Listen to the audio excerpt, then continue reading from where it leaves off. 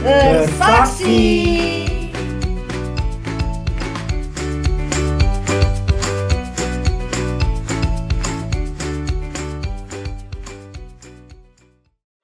Halo, hai adik-adik GC, Shalom. Selamat datang di Ibadah Junior Church Crown Palace. Bagaimana nih kabarnya adik-adik GC? Kami berharap kalian selalu sehat dan sukacita. Oke? Nah, tema firman Tuhan kita pada hari ini menceritakan tentang orang kaya yang bodoh. Nah, kenapa kok orang kaya dibilang orang kaya yang bodoh? Nah, kami berharap selama firman Tuhan berlangsung, kalian ikuti dengan baik ya, supaya setiap firman Tuhan, setiap hikmat, setiap nasihat yang diberikan boleh tertanam di dalam hati kita, adik-adik GC, supaya menjadi pengingat bagi kita dimanapun kita berada. Oke?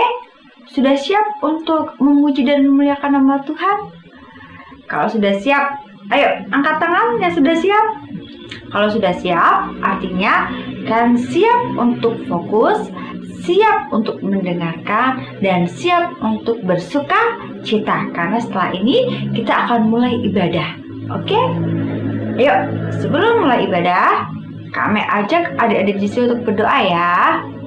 Oke, lipat tangan, tutup mata, kita berdoa. Tuhan Yesus, terima kasih untuk hari yang indah. Bersyukur hari ini Tuhan, kami boleh bertemu kembali di tempat-Mu Tuhan, di rumah kudus-Mu. Hari ini Tuhan, kami akan mulai ibadah. Kiranya Tuhan, Engkau tuntun ibadah ini dari awal, pertengahan, hingga akhirnya Tuhan. Inilah doa kami panjatkan dengan ucapan rasa syukur. Amin.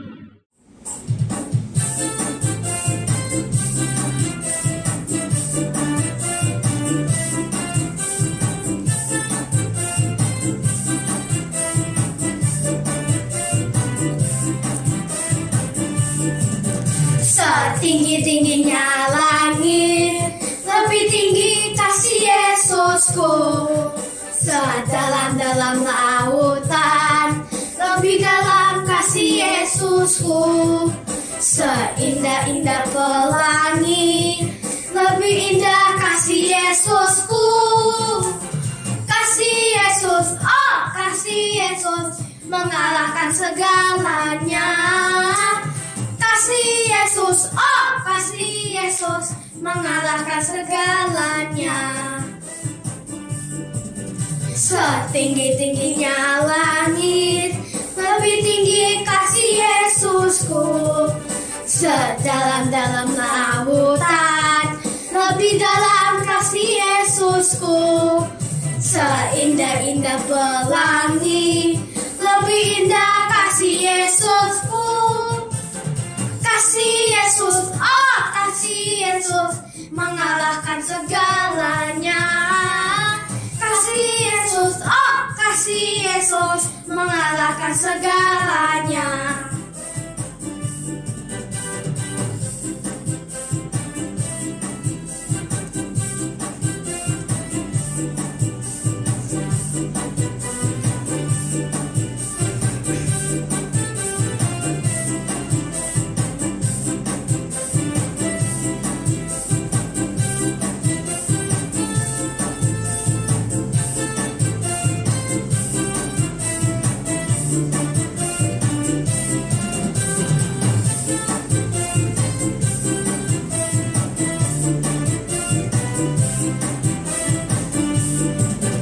Setinggi-tingginya langit, lebih tinggi kasih Yesusku. Sedalam-dalam lautan, lebih dalam kasih Yesusku. Seindah-indah pelangi, lebih indah kasih Yesusku.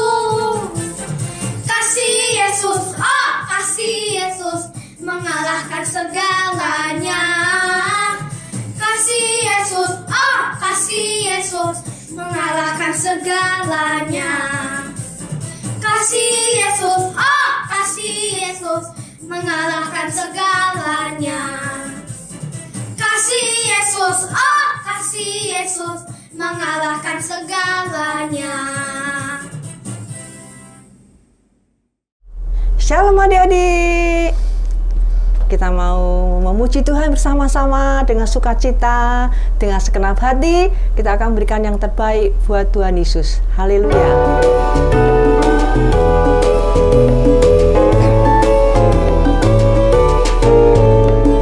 Jalan serta Yesus, jalan sertanya setiap hari. Jalan serta Yesus, serta Yesus selamanya. Jalan dalam suka, jalan dalam duka, jalan sertanya setiap hari. Jalan dalam suka, jalan dalam duka, serta Yesus selamanya. Jalan serta Yesus, jalan sertanya setiap hari. Jalan serta Yesus, serta Yesus selamanya. Jalan dalam suka, jalan dalam duka, jalan sertanya setiap hari. Jalan dalam suka, jalan dalam duka, serta Yesus selamanya.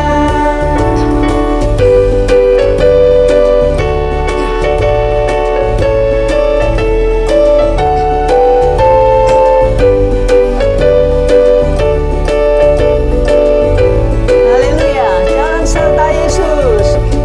Jalan serta Yesus, jalan sertanya setiap hari. Jalan serta Yesus, serta Yesus selamanya. Jalan dalam suka, jalan dalam duka, jalan sertanya setiap hari. Jalan dalam suka, jalan dalam duka, serta Yesus selamanya. Jalan serta Yesus, jalan serta Yesus, jalan sertanya setiap hari. Jalan serta Yesus, serta Yesus selamanya. Jalan dalam suka, jalan dalam duka, jalan sertanya setiap hari. Jalan dalam suka, jalan dalam duka, serta Yesus selamanya. Jalan dalam suka, jalan dalam duka, jalan sertanya setiap hari. Jalan dalam suka, jalan dalam duka, serta Yesus selamanya.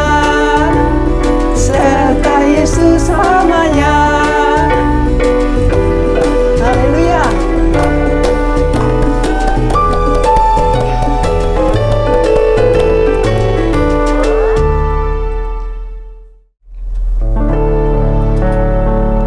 Tiba saatnya adik-adik kita mau mendengarkan firman Tuhan.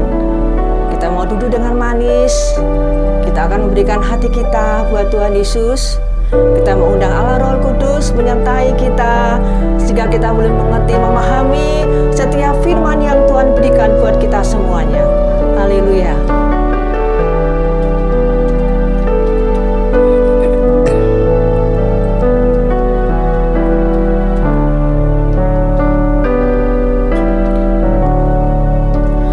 Ajar kami Tuhan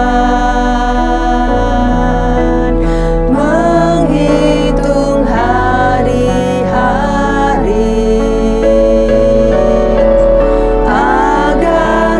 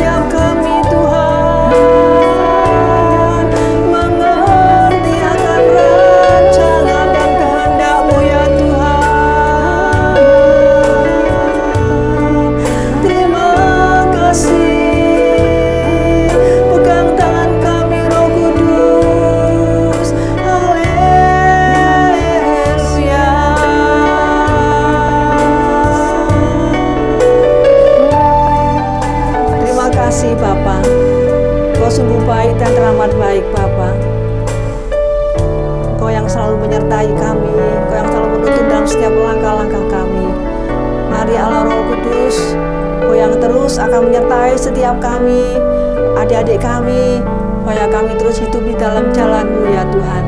Terima kasih Bapa, sebentar kami mau duduk manis mendengarkan akan firman-Mu.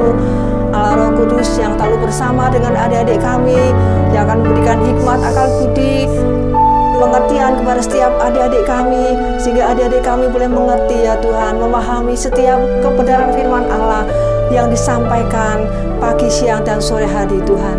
Terima kasih Bapa, kami mau buka hati kami untuk mendengarkan akan suara-Mu. Urapi kakak-kakak yang melayani firman-Mu pada hari ini Tuhan, dengan urapan yang baru Tuhan. Terima kasih Bapa, kami bersyukur Tuhan buat waktu yang Kau berikan, kami boleh beribadah, memuji Engkau, memuliakan nama-Mu dan mendengarkan akan firman-Mu. Terima kasih Bapa, di dalam berkat nama Tuhan Yesus Kristus kami naikkan syukur. Haleluya, amin. Shalom adik-adik, jumpa lagi bersama dengan Kak Ivon di hari Minggu ini. Dan hari ini Kak Ivon akan membawakan firman Tuhan, yaitu kita akan belajar dari perumpamaan Yesus yang terakhir, yaitu yang ke-9. Apa itu? Orang kaya yang bodoh, atau disingkat dengan OKYB, orang kaya yang bodoh. Tapi sebelum Kak Ivon mau menjelaskan tentang perumpamaan orang kaya yang bodoh, Kak Ivon review sedikit ya pelajaran minggu lalu, yaitu tentang perumpamaan apa? Ayo, siapa yang bisa jawab? Minggu lalu kita belajar perumpamaan tentang, ya betul, pengampunan. Jadi kita diajarkan untuk mengampuni orang yang bersalah kepada kita dengan segenap hati. Kenapa kita harus mengampuni? Karena Bapa di surga terlebih dulu sudah mengampuni kesalahan kita. Jadi kita harus juga sama seperti Bapa kita di surga, yaitu Bapa yang Maha Pengampun. Kita juga belajar untuk bisa mengampuni orang yang bersalah kepada kita dengan segenap hati ya adik-adik. Nah, setelah pengampunan, kita mau belajar perumpamaan yang terakhir, yang tadi Kak Ivon sudah katakan, yaitu perumpamaan orang kaya yang bodoh. Waduh, kok bodoh sih? Siapa di antara adik-adik semuanya ini yang suka dikata-katain, kamu bodoh? Ih, kamu bodoh. Suka nggak kalau ada orang yang ngata-ngatain adik-adik tuh, bodoh banget sih, gitu aja nggak bisa? Tentu nggak mau ya adik-adik. Kak Ivon aja sendiri juga pasti sakit hati ya, nggak suka ya, sebel kalau ada orang yang ngatain, ih kamu bodoh banget sih, gitu aja nggak bisa. Tentu semuanya tidak ada yang mau dikata-katain bodoh ya. Tapi dalam perumpamaan ini kok Tuhan Yesus menyebut seorang yang sangat kaya tapi bodoh. Apa yang orang kaya ini lakukan? Kok Tuhan Yesus menyebut orang kaya itu bodoh? Apa ya adik-adik dan kenapa ya? Ayo, siapa yang bisa jawab? Mau tahu jawabannya? Yuk kita mau lihat cuplikan berikut ini dulu ya, supaya kita tahu jawabannya. Ada seorang yang sangat kaya. Ia memiliki tanah yang sangat luas dan ditanami oleh gandum. Hari berganti hari, gandum itu pun mulai tumbuh dan menguning. Tibalah saatnya untuk memanen gandum-gandum itu. Pekerja-pekerja datang untuk memotong gandum dan mengumpulkannya. Hasil panennya sangat berlimpah-limpah. Tetapi orang kaya ini menjadi bingung dan berpikir, di mana akan aku simpan hasil gandumku yang berlimpah-limpah ini? Akhirnya, ia mendapatkan solusinya. Ia menyuruh para pekerjanya membongkar gudang-gudang yang terlalu kecil. Kemudian, menyuruh mereka membangun gudang-gudang yang lebih besar lagi. Sesudah itu, ia menyimpan semua gandum-gandum dan semua barang-barang miliknya di dalam gudang-gudang itu. Dan ia berkata, aku adalah seorang yang sangat beruntung dan sangat kaya. Aku sudah mempunyai segala sesuatu. Aku bisa hidup bertahun-tahun tanpa harus bekerja lagi. Aku hanya tinggal beristirahat, makan, minum, dan bersenang-senang. Tetapi pada malam hari, firman Tuhan datang kepadanya. Hai engkau orang bodoh, pada malam ini juga jiwamu akan diambil daripadamu. Dan apa yang telah kau sediakan, untuk siapakah itu nanti? Dan benar terjadi, pada malam itu meninggallah orang kaya yang menimbun hartanya. Nah, sudah lihat kan cuplikan video tadi tentang perumpamaan orang kaya yang bodoh? Apa yang kita pelajari dari perumpamaan orang kaya yang bodoh dari video tersebut adik-adik? Yuk kita baca dulu ya. Yang bawa Alkitab, dibuka Alkitabnya, kita mau baca sama-sama, yaitu di Lukas 12, Lukas Perjanjian Baru ya, ayat 16 sampai 21. Adik-adik simak baik-baik, Kak Ivon bacakan ayat firman Tuhan pada hari ini. 1, 2, 3. Kemudian ia mengatakan kepada mereka suatu perumpamaan, katanya, ada seorang kaya, tanahnya berlimpah-limpah hasilnya. Ia bertanya dalam hatinya, apa yang harus aku perbuat? Sebab aku tidak mempunyai tempat di mana aku dapat menyimpan hasil tanahku. Lalu katanya, inilah yang akan kuperbuat. Aku akan merombak lumbung-lumbungku dan aku akan mendirikan yang lebih besar dan aku akan menyimpan di dalamnya segala gandum dan barang-barangku. Sesudah itu, aku akan berkata kepada jiwaku, jiwaku, ada padamu banyak barang tertimbun untuk bertahun-tahun lamanya. Beristirahatlah, makanlah, minumlah dan bersenang-senanglah. Tetapi firman Allah kepadanya, hai engkau orang bodoh, pada malam ini juga jiwamu akan diambil daripadamu. Dan apa yang telah kau sediakan, untuk siapakah itu nanti? Demikianlah jadinya dengan orang yang mengumpulkan harta bagi dirinya sendiri, jikalau ia tidak kaya di hadapan Allah. Nah adik-adik, firman Tuhan tadi juga mengatakan ya, orang kaya, sangat kaya, hartanya banyak, tapi Tuhan bilang orang kaya itu bodoh. Apa sih sebenarnya dari firman Tuhan dan perumpamaan orang kaya yang bodoh ini yang dilakukan orang kaya?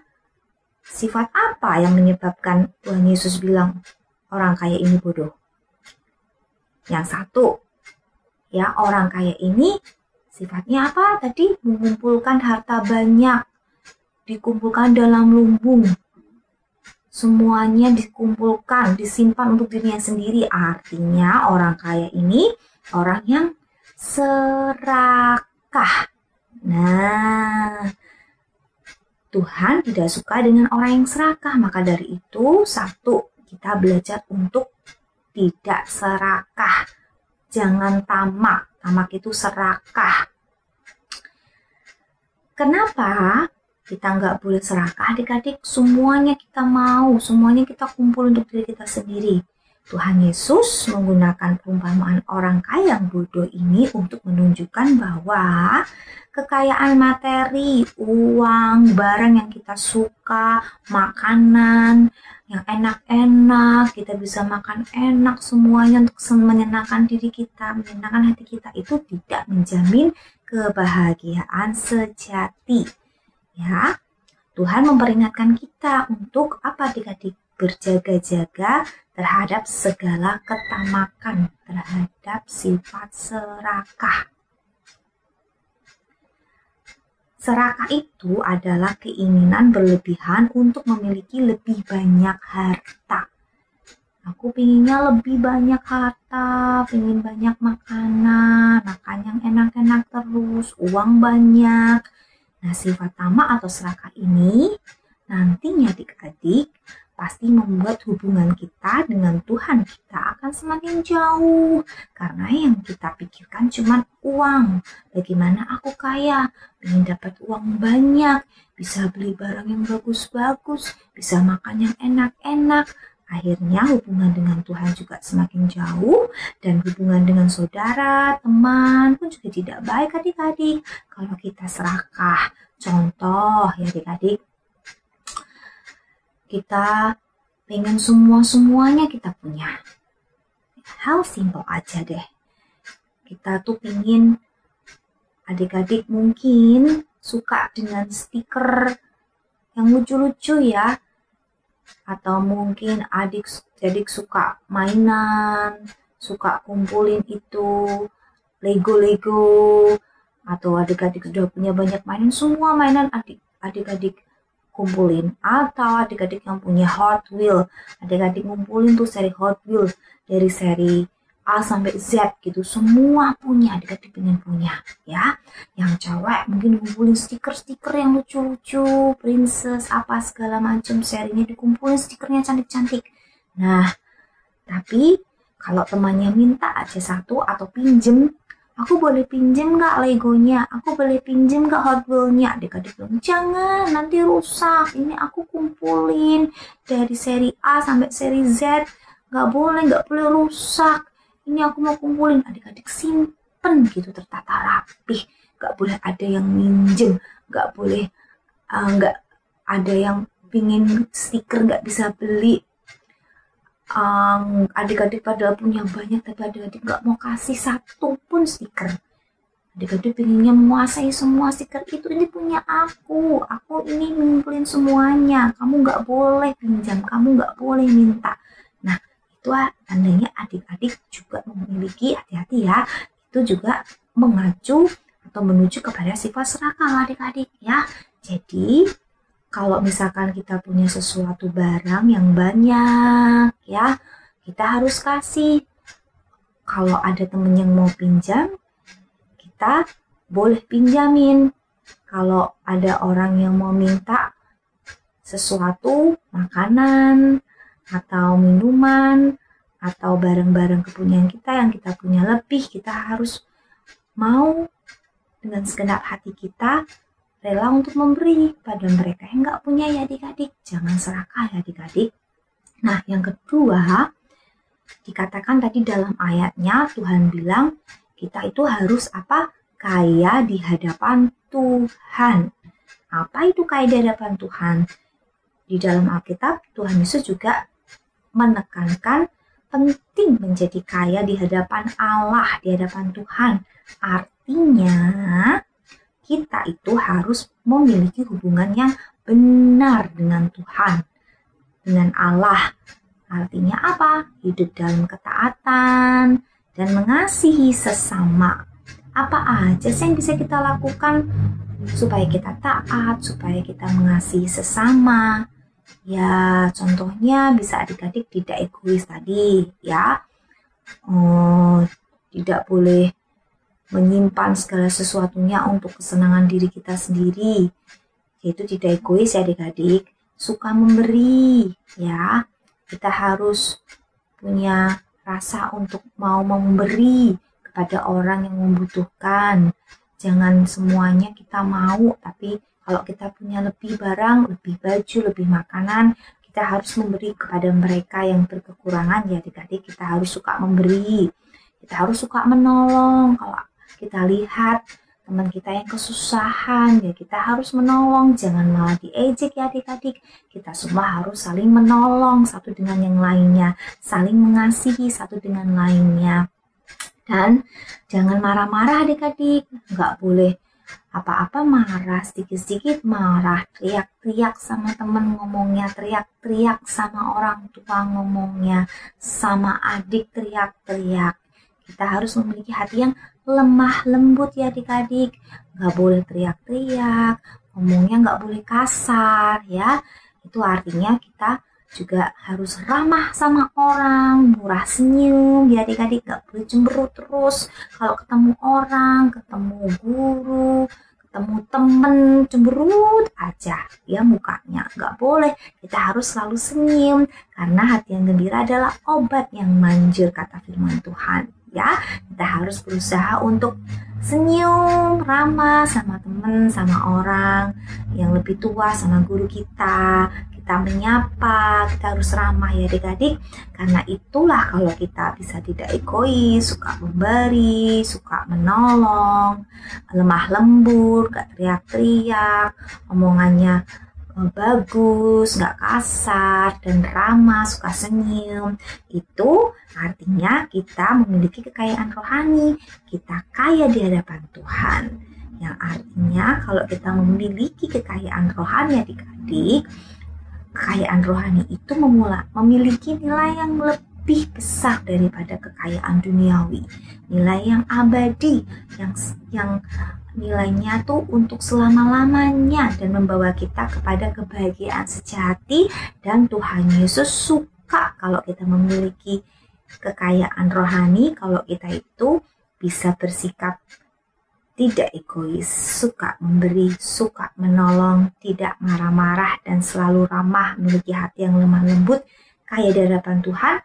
Tuhan juga suka ya, yang mau disukai Tuhan, yang mau taat menjadi berkat. Yuk kita sama-sama kaya di hadapan Tuhan, bukan kaya untuk diri kita sendiri, tapi yuk sama-sama kita mau hidup taat dan mengasihi sesama. Nah adik-adik, demikian firman Tuhan hari ini. Kita semuanya mau tutup dengan doa. Yuk semua tutup mata, lipat tangan. Tuhan Yesus, terima kasih untuk firman Tuhan hari ini. Ajarin kami untuk kami bisa taat dan bisa saling mengasihi Tuhan seperti Engkau mengasihi kami. Kami mau belajar untuk bisa taat dan saling mengasihi, menjadi kaya di hadapan Tuhan. Terima kasih Bapa, dalam nama Tuhan Yesus Kristus. Semua yang mengasihi Tuhan Yesus sama-sama katakan amin. Bagi adik-adik yang rindu memberikan persembahan, adik-adik dapat memberikan persembahan online dengan cara mentransfer melalui rekening BCA dengan nomor 252-771-9999 atas nama GBI Crown Palace, atau dapat melakukan scan melalui aplikasi GoPay, OVO, Dana, atau aplikasi mobile banking lainnya. Tuhan Yesus memberkati. Nah adik-adik, kalian sudah dengar firman, sekarang mari angkat kedua tangan kalian. Biarlah kasih dan kemurahan Tuhan selalu dirasakan oleh adik-adik semua. Tuhan memberkati engkau dan melindungi engkau. Tuhan menyinari engkau dengan wajah-Nya dan memberi engkau kasih karunia. Tuhan menghadapkan wajah-Nya kepadamu dan memberi engkau damai sejahtera. Mulai hari ini sampai selama-lamanya dalam nama Tuhan Yesus. Amin. Selamat hari Minggu adik-adik, Tuhan Yesus memberkati.